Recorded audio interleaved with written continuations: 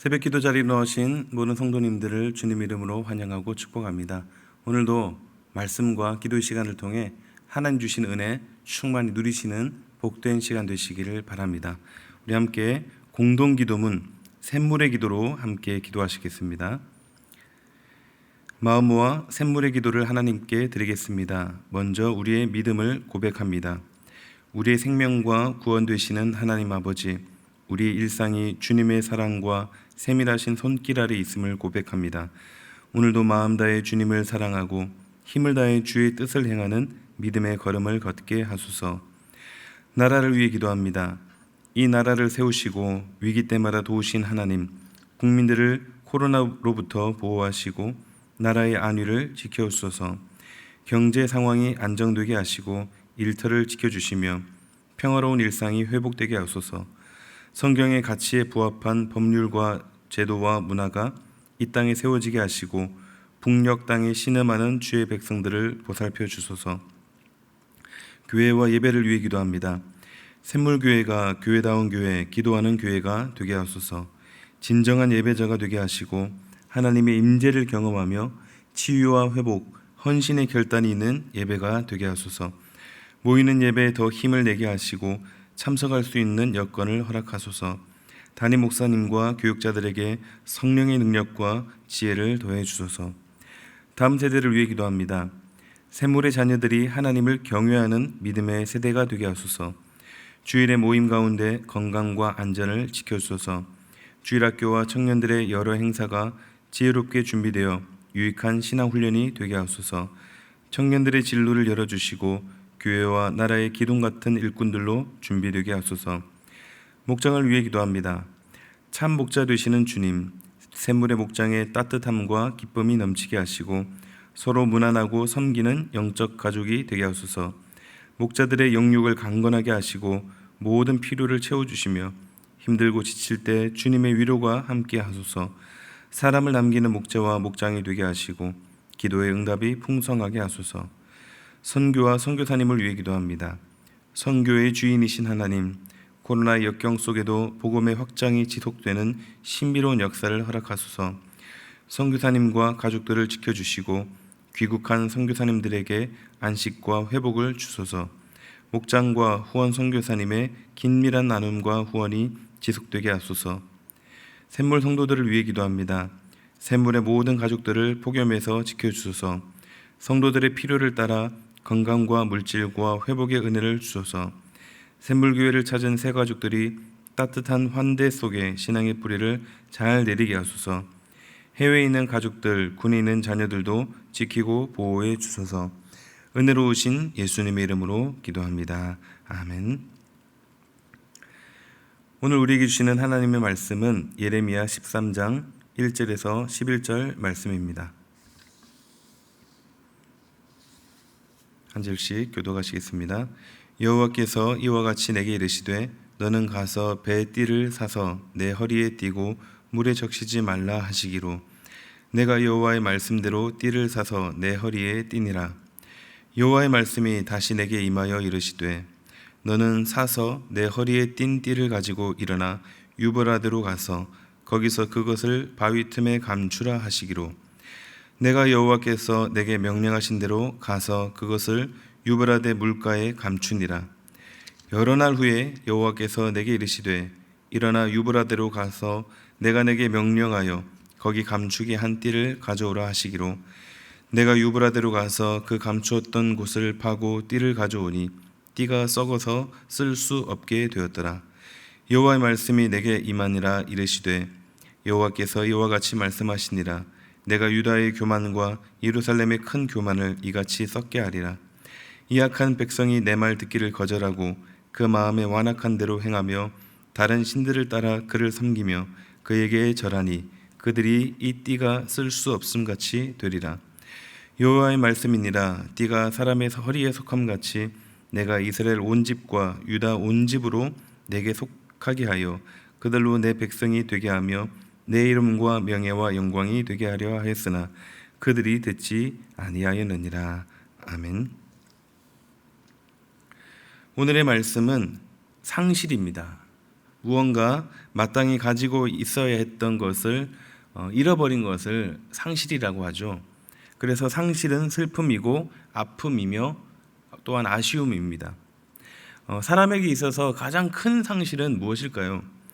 본래 사람은 하나님의 영광을 가지고 있었지만 죄로 인해 그것을 상실했습니다. 그래서 로마서 3장 23절에 모든 사람이 죄를 범하였으되 하나님의 영광에 이르지 못하였다라고 하죠.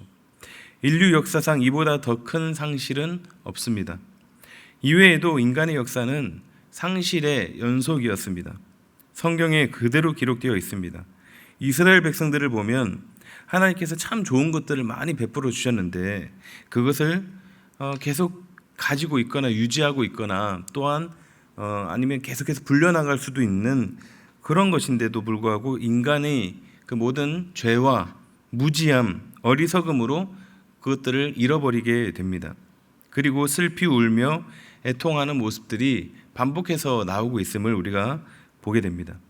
오늘 본문도 상실의 아픔을 보여주고 있습니다.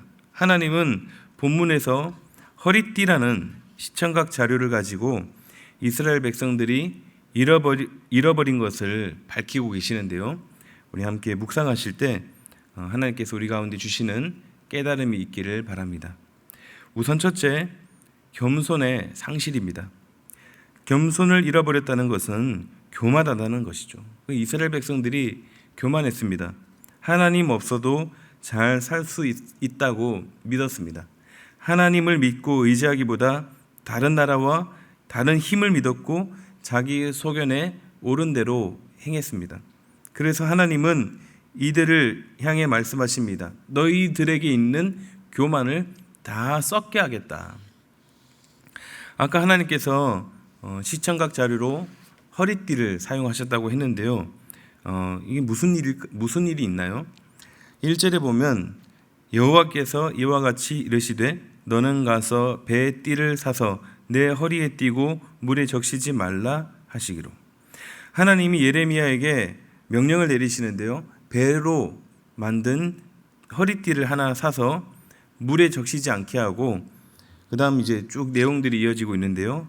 보면은 그걸 가지고 유브라데로 가서 어느 물가 어느 부분에 숨기라고 합니다. 예레미야는 그대로 행합니다.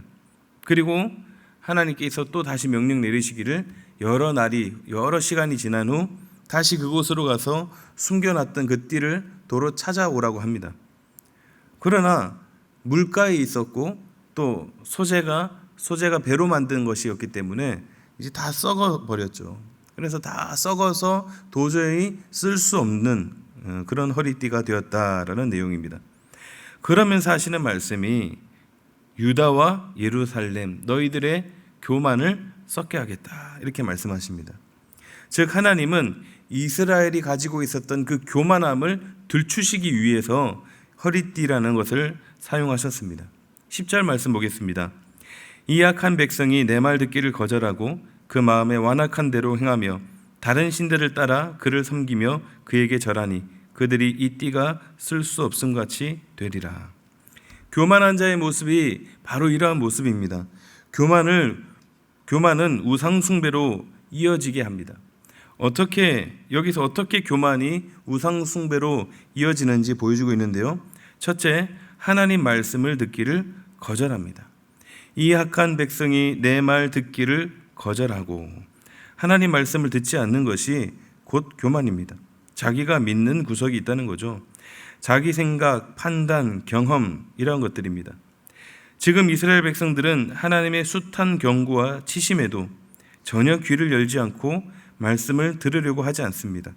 그들의 마음에 깊이 뿌리 내린 교만이 원인입니다. 그래서 어떻게 되죠?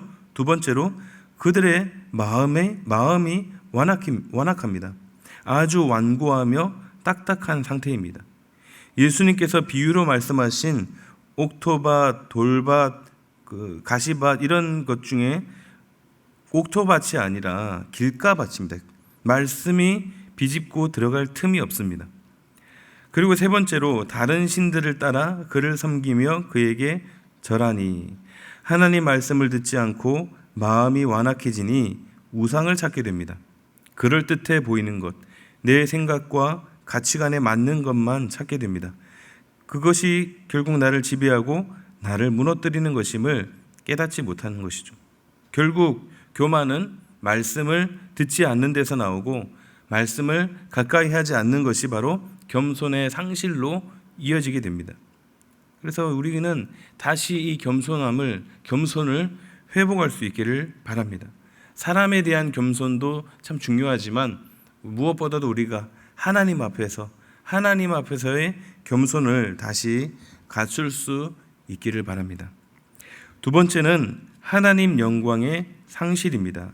11절을 보겠습니다. 여호와의 말씀이니라. 띠가 사람의 허리에 속함 같이 내가 이스라엘 온 집과 유다 온 집으로 내게 속하게 하여 그들로 내 백성이 되게 하며 내 이름과 명예와 영광이 되게 하려 하였으나 그들이 듣지 아니하였느니라.